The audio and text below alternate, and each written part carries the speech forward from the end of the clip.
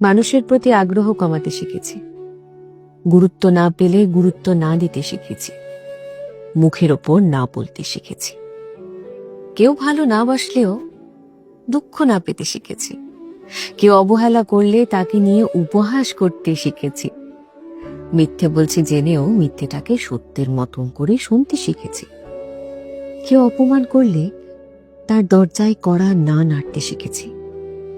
নিজের ভালো থাকার জন্য রোজ এত কিছু শিখেছি।